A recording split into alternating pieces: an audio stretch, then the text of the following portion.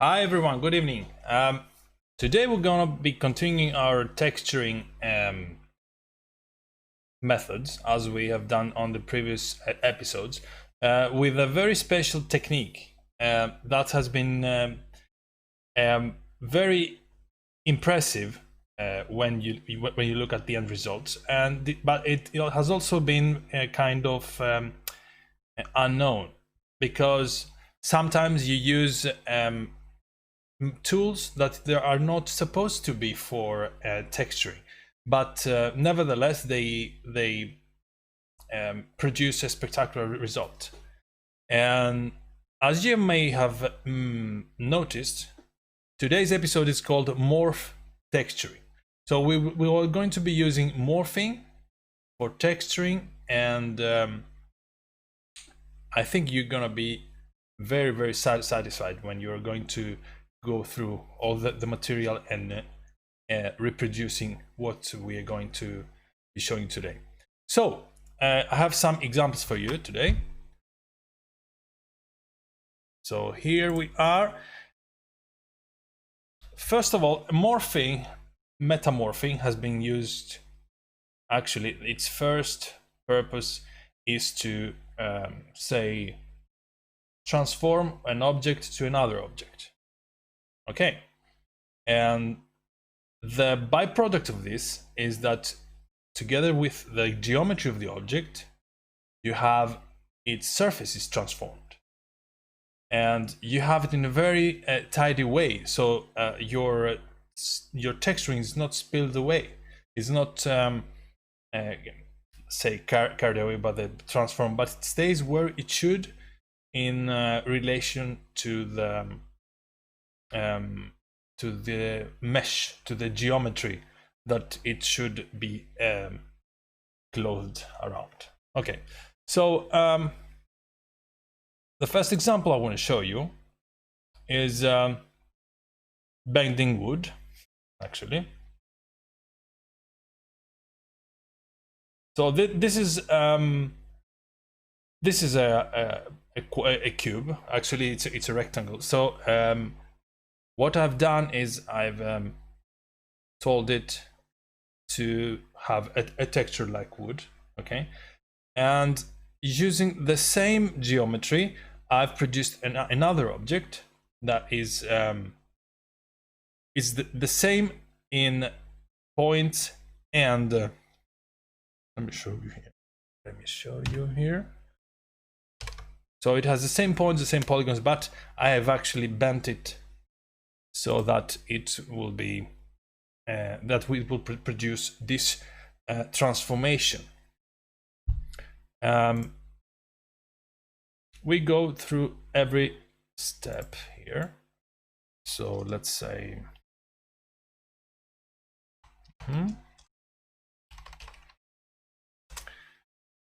so my object you just saw is this thing here. Okay, so the reason it has so many small triangles instead of one rectangle is going to be explained in a while. So its transformation object, its goal transformation object, you know, is going to be this. So once we have those two geometries, we can tell Lightwave, okay, here's your object, here's your goal. I want you to transform it, to metamorph it. Okay, and then you can have transformation steps as you saw in the animation. Okay, let's look at our next example.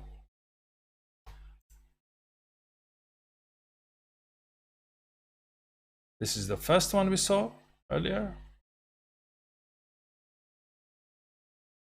Okay, so the next one is the scene you it's impossible that you haven't seen that. It's very popular in science fiction. And it's the Babylon 5 jump gate.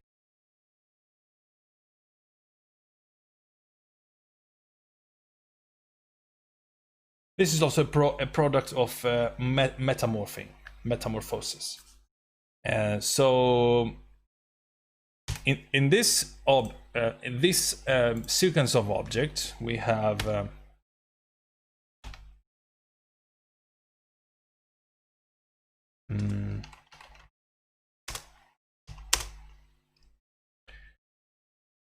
this.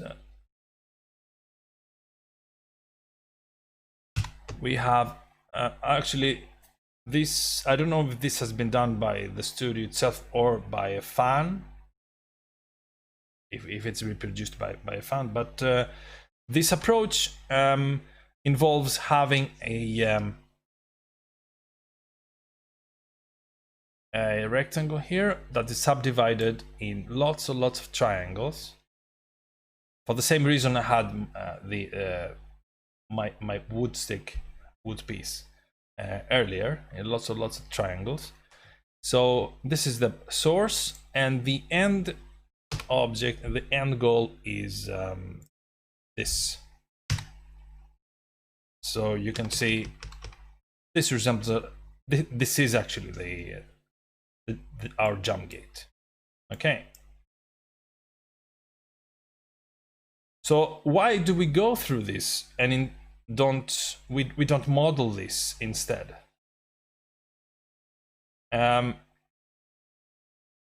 This is actually because we take into advantage that this object here, you know, is modeled and textured, and the texture on top of that is animated at a specific way. So when we take an object and twist it and manipulate it in such ways that its geometry gets transformed, as we said earlier, the texture follows this transformation. So you can see the whole scene here, how this behaves.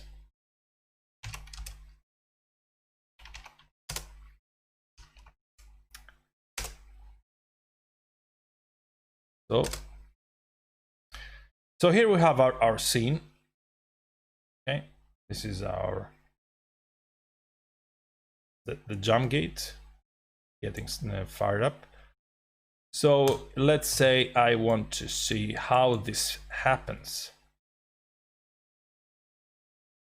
Normally in Metamorph you have a source, destination, let's say a base object, your goal object, and when you want to show the transformation on the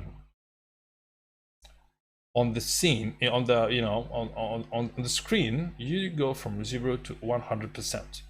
While in this case, when you do texture, when you do morph texturing, you don't need to actually, you don't need the steps. You just go for 100%. So what they have done here, they say, okay, my object, this is vertex flat. This is the flat thing. So I metamorph it to 0. So this is what we saw earlier. This is how it looks. Okay. So if you do something less than 100%, you see that it starts metamorphing, but it doesn't have any relation to what we saw at the end. So if you go, if you even make an animation of it, you're going to see that it will go on and end up there. Okay. Now the funneling, the effect they wanted to achieve is the funneling, the whirlpool effect. You know, when instead of the texturing going straight inside the inside the wormhole, the jump gate, following just the axis, they wanted to have this funneling effect. And that's exactly what metamorphing is taking, morph texturing is taking into account, and it's using to its advantage.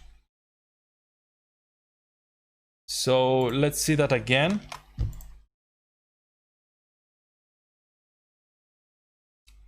The wood.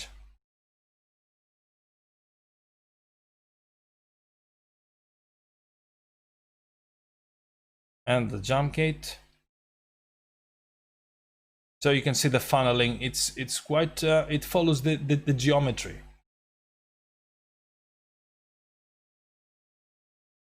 And if we have time, first we're going to go after creating our own Babylon 5 jump gate. After that, if we have time, we're going to go even to the next step and create a wormhole.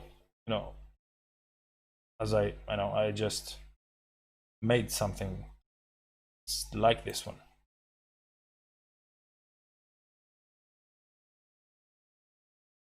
Okay, so that follows the same principle as well. And from there, you can do lots of other stuff, manipulate texturing in a way that was previously impossible to do. I have to say that this was pre-UV texturing. This is an era before UV mapping was implemented into Lightwave and or in any other package. I don't think it existed in any other package yet. So that was a very smart way to do all these cool effects with only a fraction of the price of a silicon graphics machine using just Amigas. And I say just because, you know, it was way cheaper than those monsters, those computing masters. Anyway, so let me fire up the chat so that I can see what you're saying. Anyway, I have some more examples to show you here. These were made by Santi Dark G. Santi Dark G is a very talented artist. He's part of the team responsible for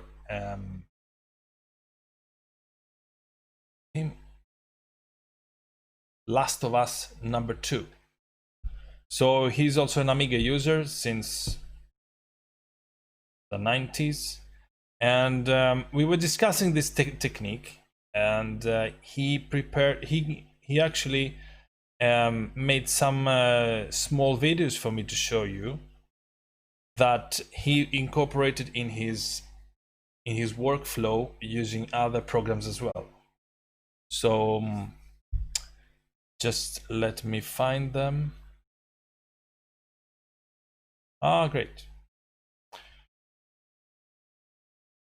So you can see how metamorphing, how morph texturing works by pressing this button.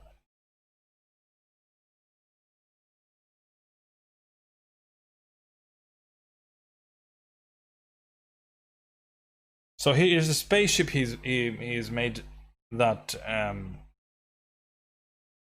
this is the beginning, and then we have our goal in our metamorphosis. Another one. So let's say the next one is the same spaceship in wireframe. Hold on. There.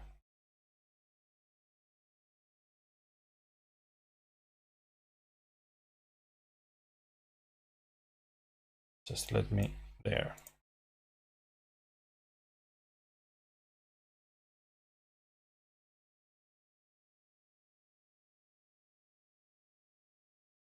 Okay, and the third one.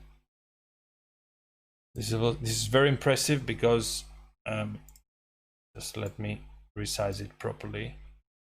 There.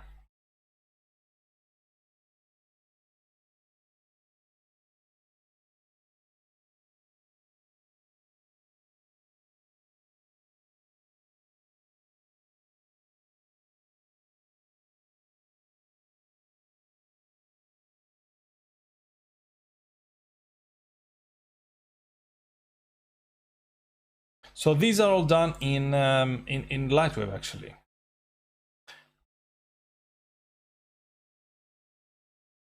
So he has this stone here, which is the goal object, and there. It. And then you have, oh, this is our, and then this is the result, which is very photorealistic. And this was done in Lightwave 5. Very nice technique. So let's get our hands dirty, shall we? Or not? No? Any objections?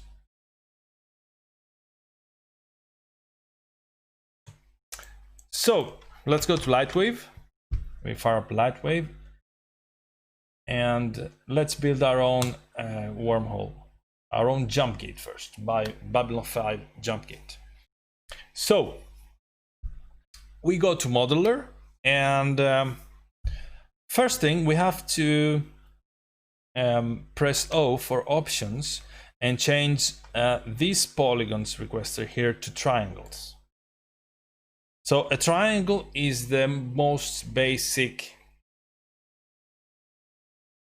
in the Euclidean universe, is the most basic form. It cannot be, I mean, without at least 3 points, you don't have a plane.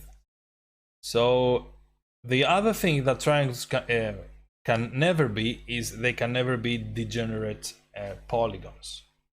For example, if you have a,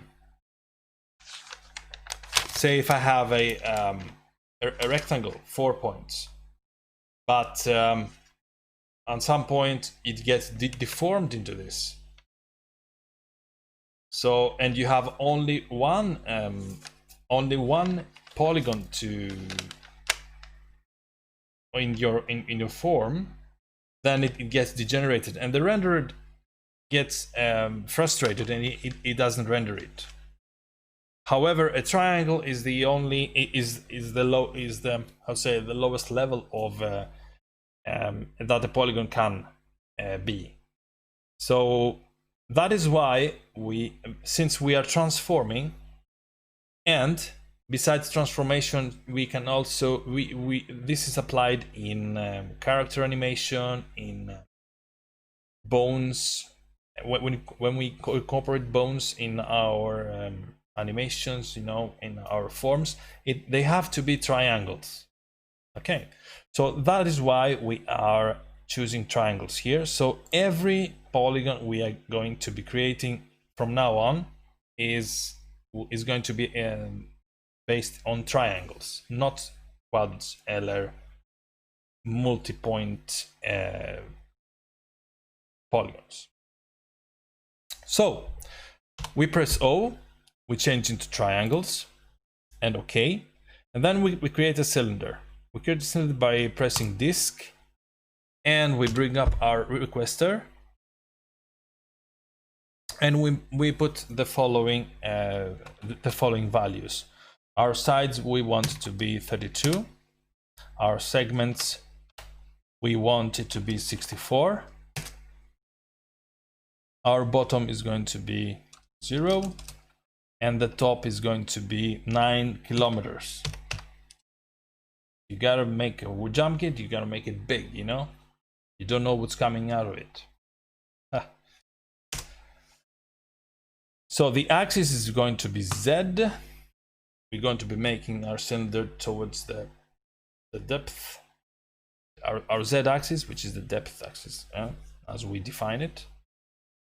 Center is to be 0, 0, 0, and the radii are going to be 900 meters.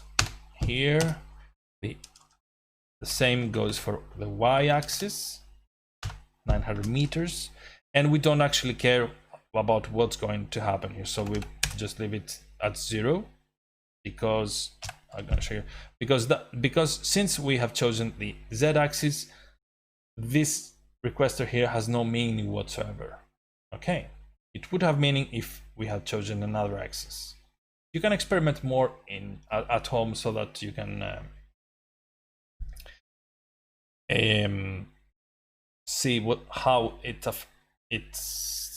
why it is not affected, you know. And I press OK, and now I have, if I zoom out with a comma key, if I zoom out, I'm gonna be seeing that this is what is going to be created when I press enter. So I press enter.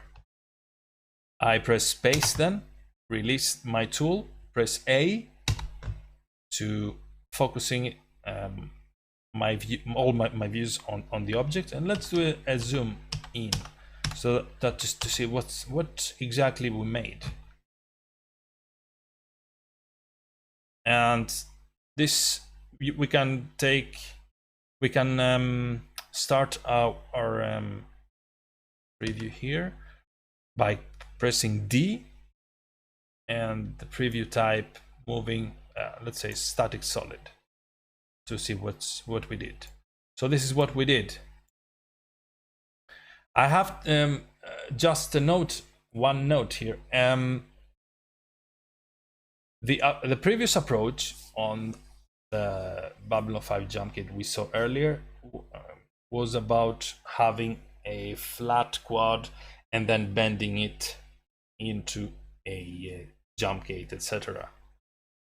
This approach can work as well as the previous one, but I started by having a cylinder instead. Okay, the effect is quite the same. It doesn't have any differences, as we can see, but you know, I tried it to see, okay, does it work? Oh, and since it works just fine, so why not incorporate this? So let's continue with that. Now we have our cylinder, which has a lot of polygons. Hold on a minute. Yarla is asking, how did you get the requester? Okay, which requester is that?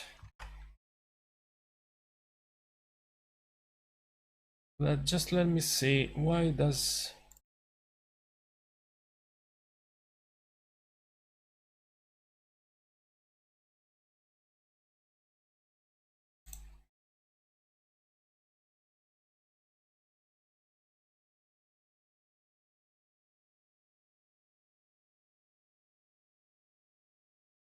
aha? How do you get the requester for the disk? So every tool has a numeric requester. You can either press on you can either press on the numeric button here, or press N, Nicholas. So by pressing either this first, I press, let's say, oops, sorry, here. So I press disk first and then numeric, and I get the numeric requester. Okay, I either do that or press N or numeric. Did you find it?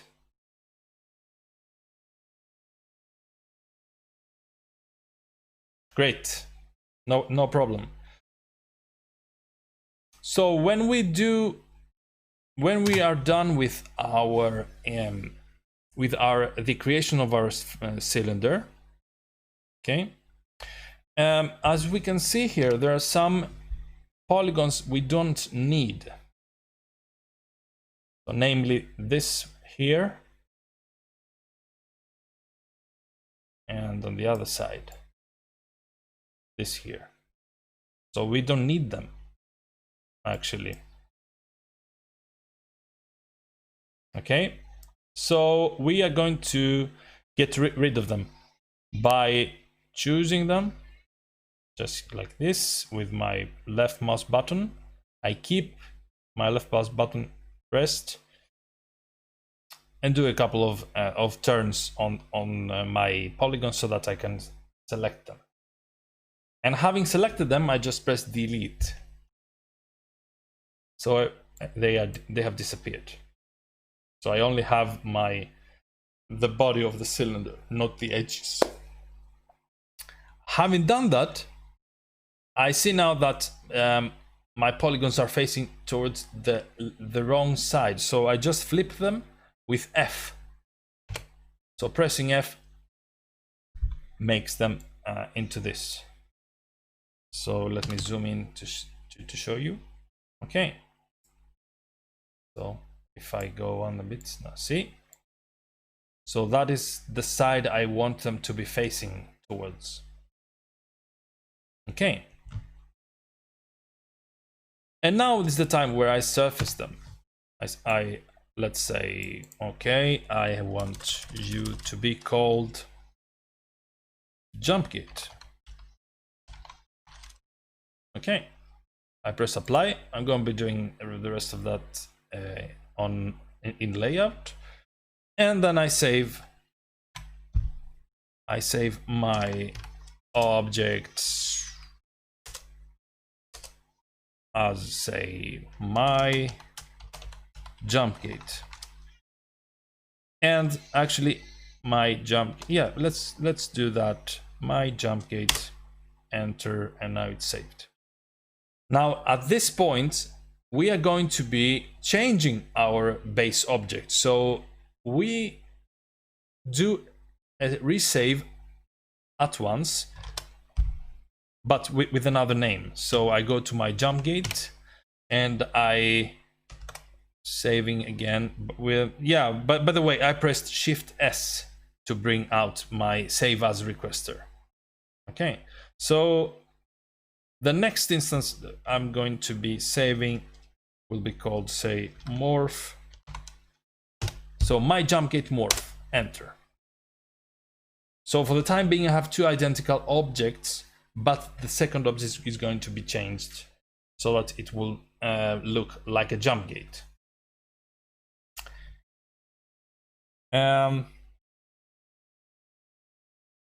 Now we go to a modifying tool that is called Vortex. So Vortex exists, rests under modify and then deform. So there. Okay, so I'm going to show you. If you do it like freehand, you can say define an area here and an area here, and then by pressing the right mouse button you activate the tool. So vortexing does this funny thing here, which is cool. Love the plumbing. Anyway, pressing U to undo, but what we want now is we want it to be more consistent. So I will be using again the numeric requester, and by pressing N,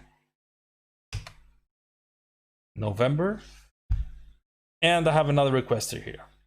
Okay, so in this requester I am putting the following. I will be holding this to none.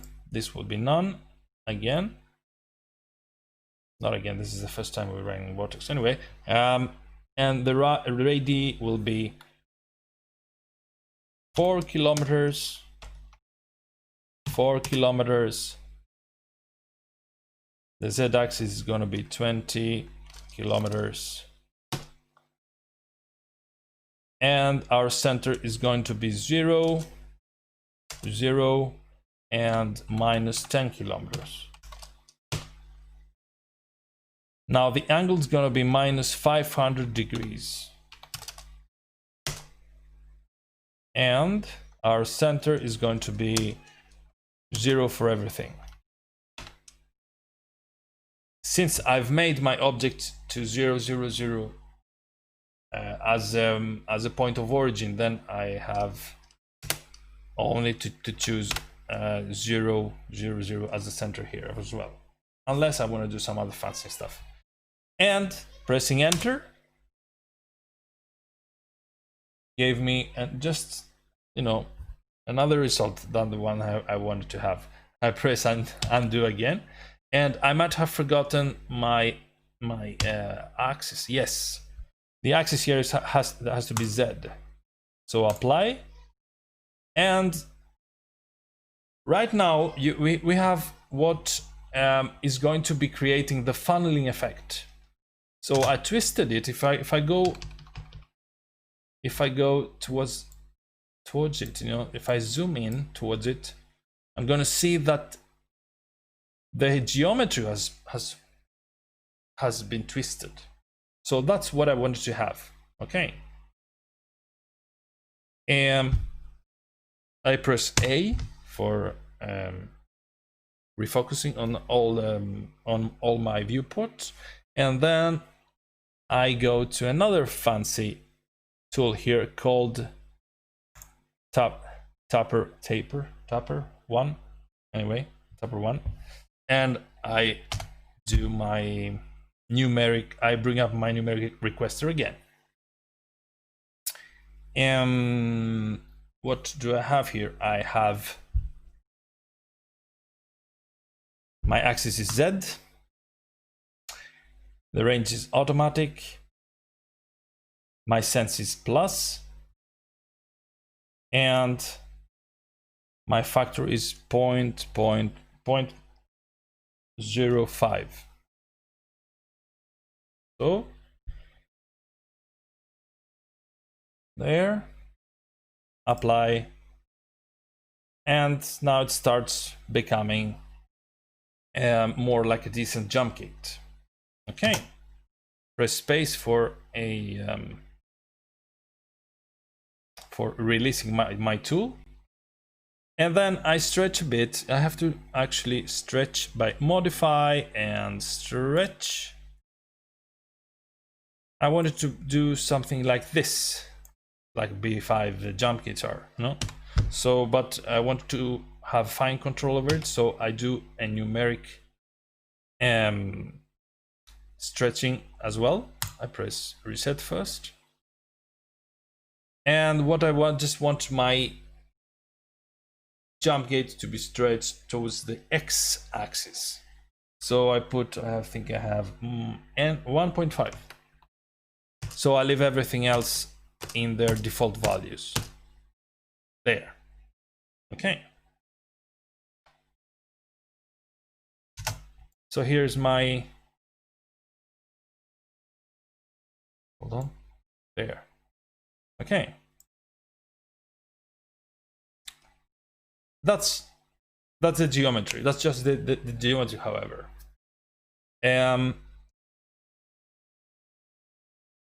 We want to just, yes. So the geometry is done. So we just do a save to the morph, my jumpgate morph file we did earlier. Okay, and then we hop to layout. Let's load now our objects and see what we have done for this thing. So I go to I navigate to my directory, my jump gate loaded, my jump gate morph loaded as well. So my jump gate morph as an object is not going to be needed. So I go to object dissolve and I change that to 100%. I don't want it to be visible in my animation. Okay. However, my jump gate is going to be visible, of course. And I wanted to have a metamorph target to the jump gate morph. So I'm borrowing the geometry from my jump gate morph as a goal.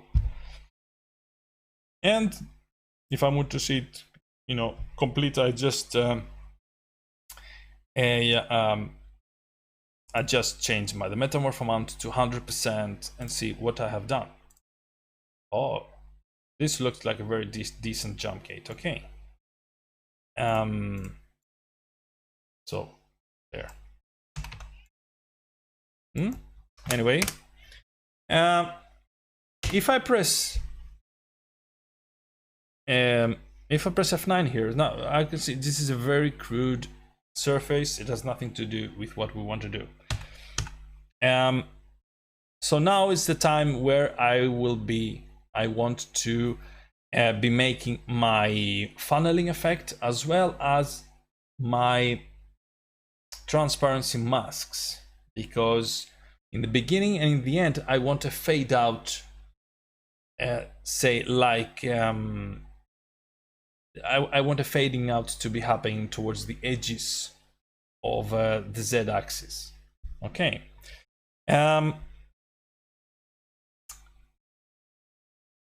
So up to now, are there any questions? Just let me see what's questions so far.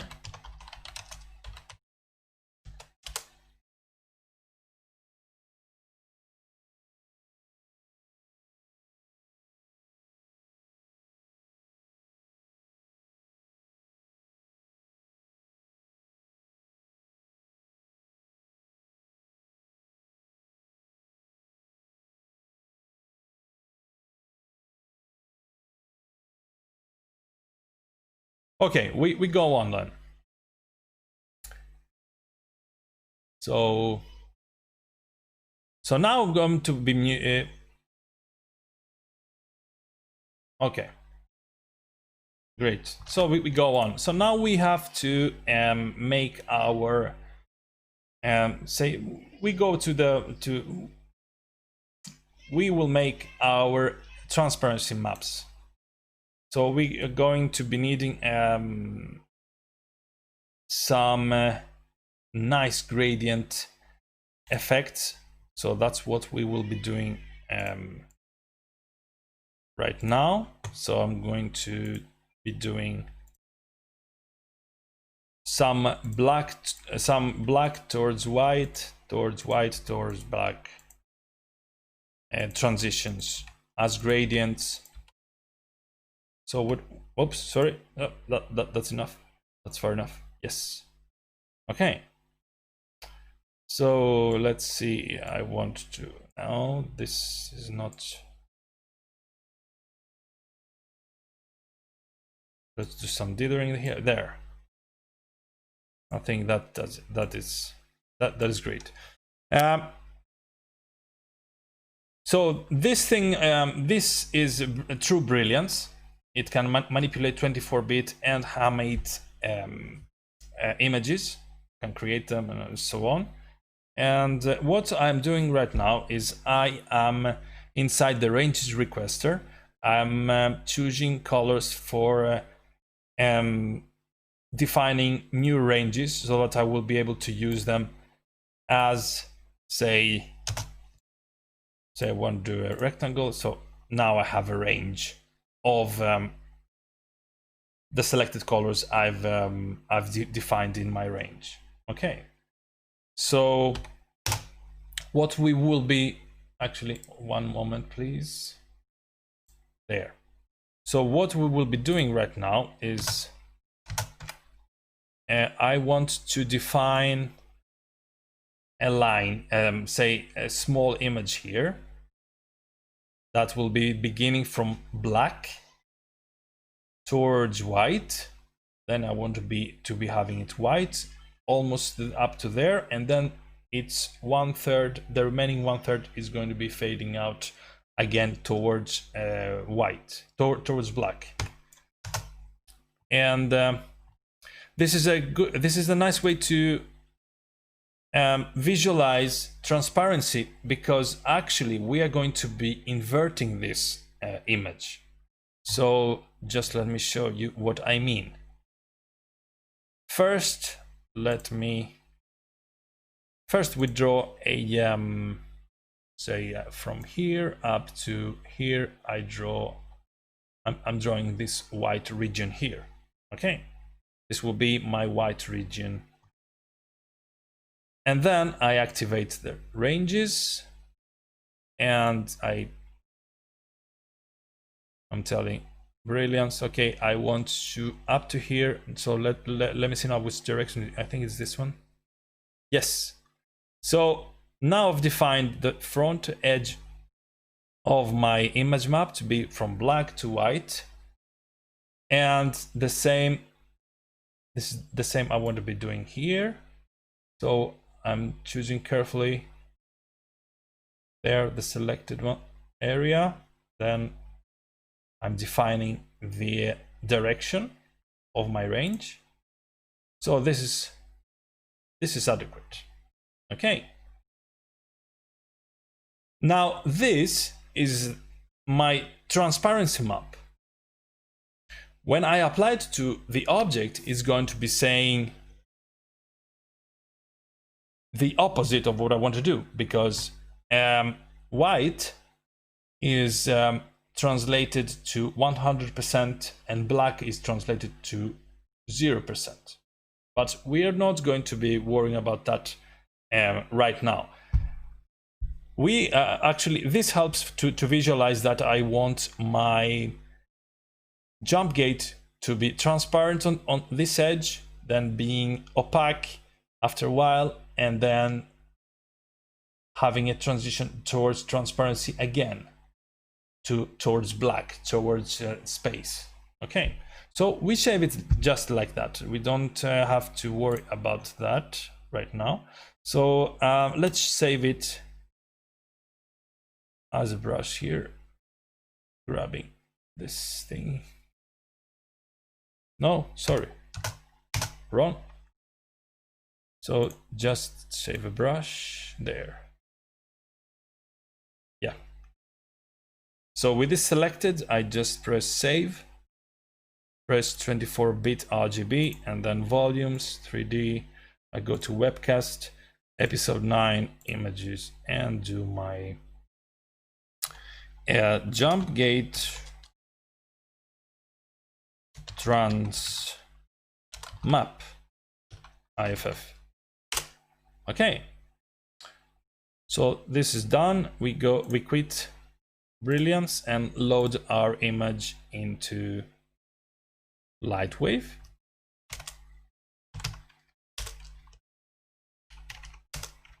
See, found it here, and black, no wait, jump gate transfer.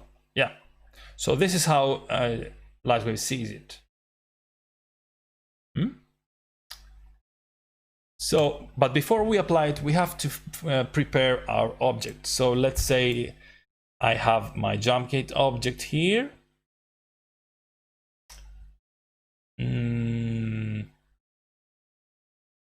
Yes, and I want luminosity to be luminous. I don't want it to be affected by any other source, light source. Diffuse level goes to 0, etc., etc. Let's see how that looks. It looks just how I want it to look right now. Okay. And then I go to transparency.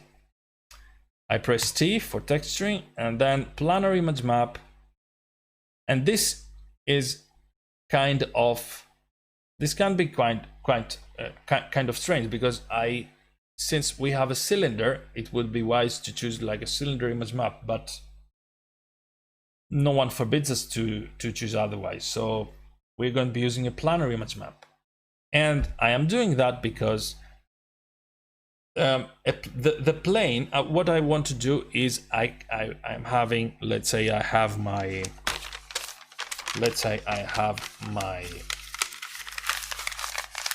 see here, I have my jump hit here, and then I have my texture. Okay, now the jump gate is oriented like the z-axis plus minus x, y. Okay, so I want to be having my texture to paint my my jump gate on the x-axis like this. So it will be a planar image map selection here. So, and I will do just that. X-axis, let us skip pixel blending, and the height repeat I want to, because what we just defined is just a small strip anyway, and I want my height, I want it to be repeated on the height. which can be unnecessary because I'm going to be doing automatic sizing and see how that goes. So what I've done now, planar image map, jump gate, trans map, I've chosen my image. I have selected x-axis, automatic sizing, and let's press F9 to see what's going on. So you see, that's almost what I want to achieve here. Okay, so to see that this is actually a transparency and not a color, I can just, for the sake of argument, activate my gradient backdrop and see. Yes, and it is transparency. Okay, so what we have was the opposite effect of what we wanted to achieve, and that is why then the reason is because actually transparency becomes 100 towards the white. Okay, so I just go here and press the negative image.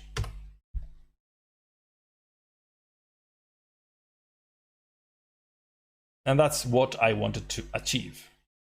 Okay, I may want to back up a bit because I see there is an edge here. So maybe resize that a bit because no, Lightwave is not infallible.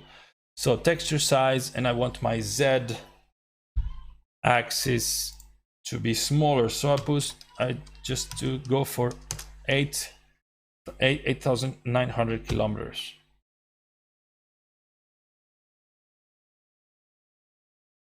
Ah, that was too much.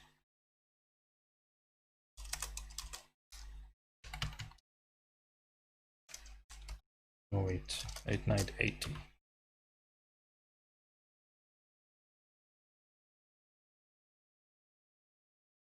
Or maybe have it also towards me. 480.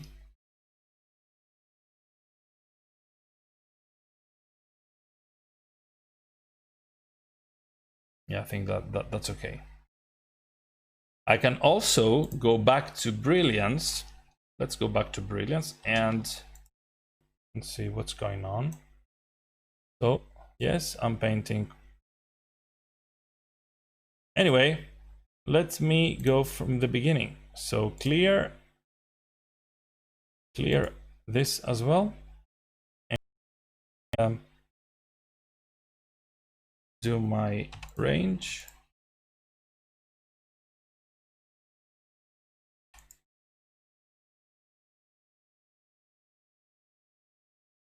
And black. And then do a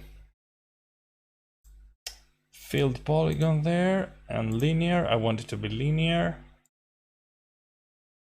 Now what we said, let's start from there.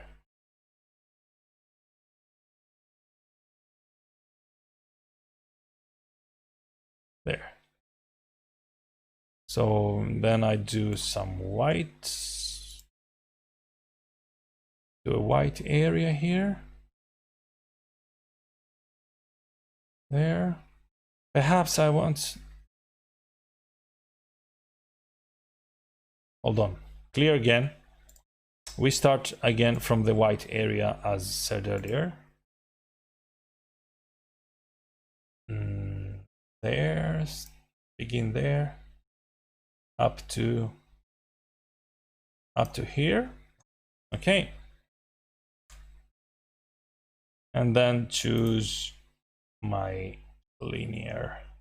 Start. Okay, let's count 1, 2, 3, 4 pixels, say. There, and then define it to start from that way. Yes.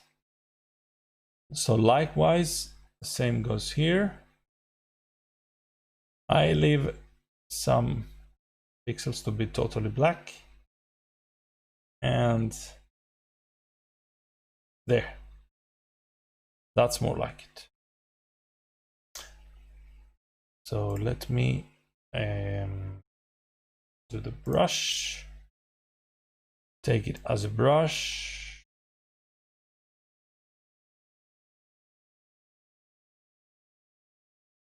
and I think no,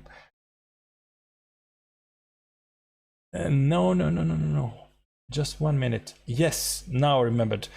I have to choose another background color, because if it is on black, black gets discarded, and then all this area I have chosen to, you know, to give me some slack disappears from the image. So let me do that again. I'm choosing this, the red as background, and choosing once more my brush there. So now, as you can see, there is some black to play with. So I go ahead with this, save, 24-bit RGB, and navigate in my directory, and let's replace that because I don't need it anymore, the old one, and then go to Lightwave and have some fun. So episode 9, scenes, my jump gate. This is my jump gate, and I go to images now, and actually this is since we replaced our image, it gets loaded automatically. So let's see what we've done. First, I'm going to verify that, okay, we have a negative image. Wow. You know? See, having fun with Lightwave, you know? Anyway.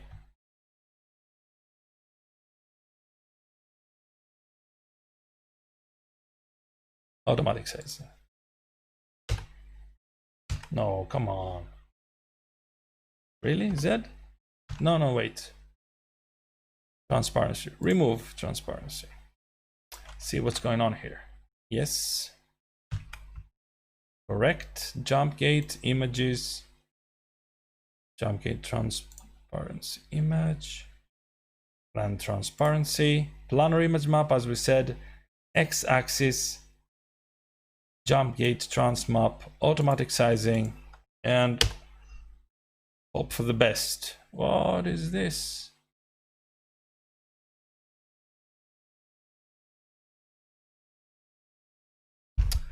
Now let me think. Why does that? Nope. Yeah. That's because I saved it as an image, not as a brush. See here, all this white, all this blackness here, it becomes white. That is why. So let's go back to. No, wait. Let's quit that. Here, there. Elementary. Volumes, 3D, webcast, episode 9, images, and jump gate transmap. See, this is 600 by 512, and this is being taken into account in our texturing. It shouldn't. So I am going to be taking a brush as well. So let's change this one again. I am taking the brush and doing this thing here, there, over there. So now I'm going to be saving the brush, not the image. Save as 24-bit RGB, 3D, webcast, episode 9, images, jump gate, transmap. Save. So let's see what we've done. Let me load that thing now as an image to see if it has the correct proportions. Yes, page size 640 by 12. And that's the only thing that is going to be taken into account. That's all I want. So Latwin was correct. I did a mistake. So yeah, computers never do mistakes. They only show what is going, which data has gone wrong. Anyway, I'm reloading the scene again. They just give the output of the data I have given it. So load my jump gate, images, no images. Let's load that thing, webcast 9 images, jump gate transmap. See, now I have the whole image is going to take care of the whole of the jump gate. Automatic sizing, x-axis, again automatic sizing, exactly what I want. Yes, negative, amazing. Now I'm happy, you know. So now we've taken care of our transparency map. We won't be touching that anymore. And now we're going to be giving a more, you know, wavy, funnily feeling, just as it was. So let's go. I'm going to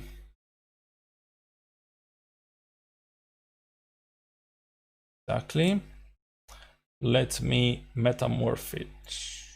This one, 100%. Yes, it's metamorphed. Save all objects again. And go to surface. And I want my...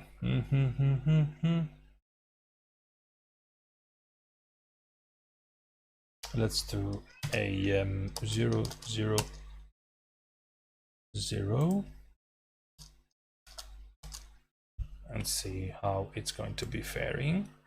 And okay, first I give it a color. Let's give it a black color. Okay, and then I press T, go into the texture for the color, and I choose fractal noise.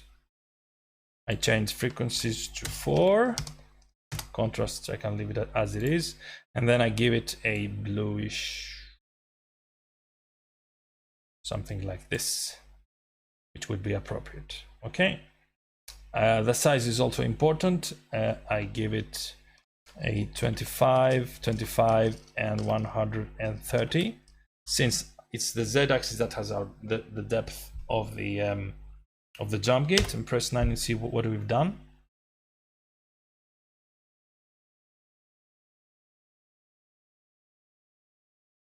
Wow! And now we have a jump gate inside a planet's atmosphere, which is not good. So let's turn it off.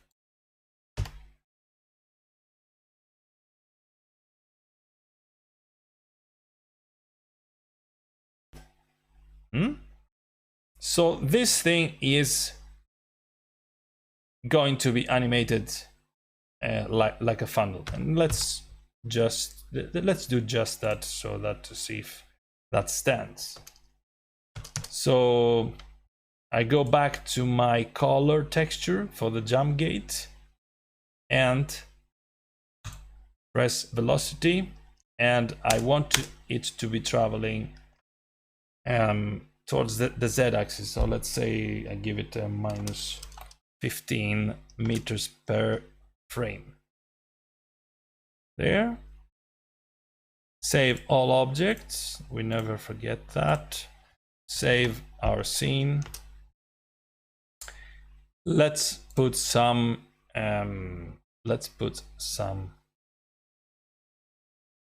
stars as well.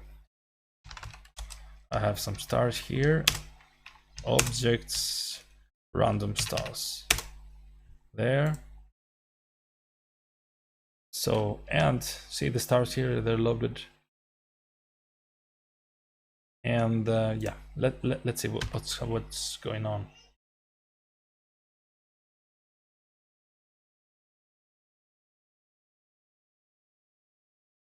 Oh, nice. That looks more correct, you know. So let's do some test renders to see if the funnel is actually moving as we want it to. So I'm going to be automatically progressing to for each frame from 1 to 30 frame by frame, and I haven't been saving, that's why it warns me. And yes,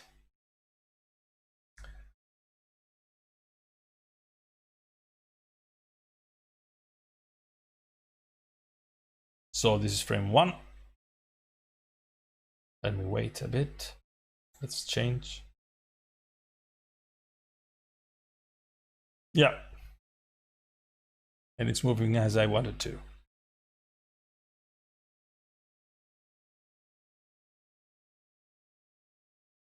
Yes.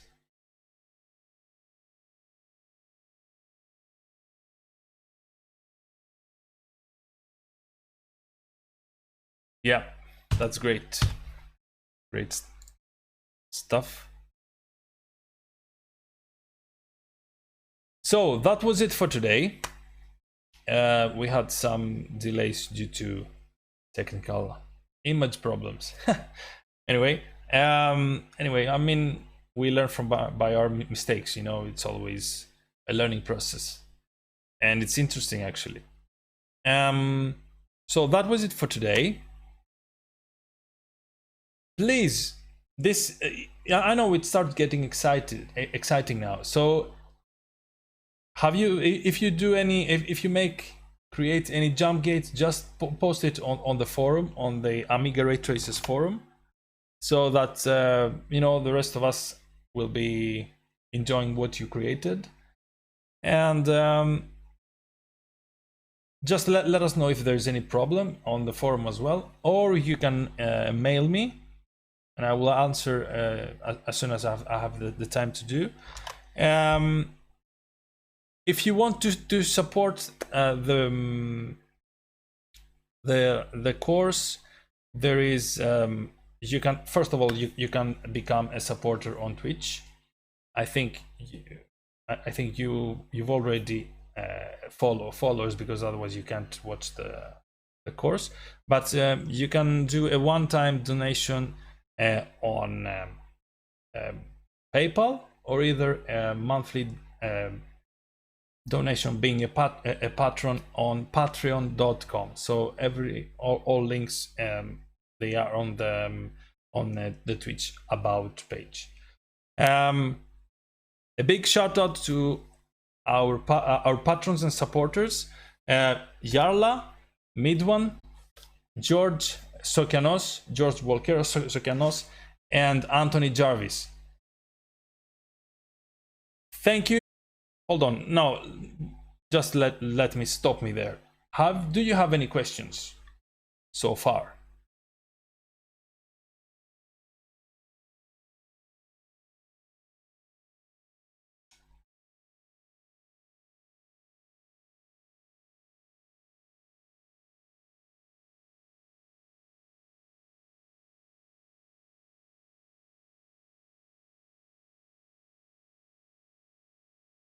Anyway, no questions. I hope that means that you really don't have any questions, that I have explained everything correctly. Thank you for everything. Have a nice week, and see you next Monday. Take care. Bye bye.